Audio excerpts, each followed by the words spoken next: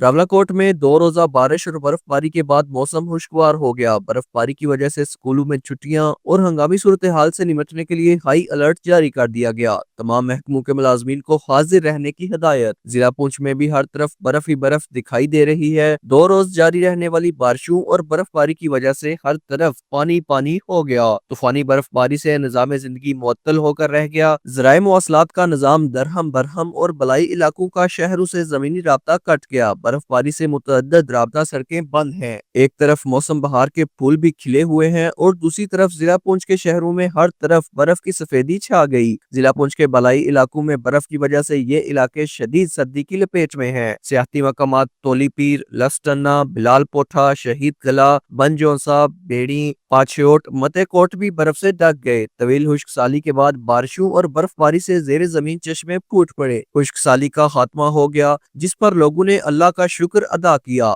Mohammad Khurshid Baig, JK news, Rawalakot.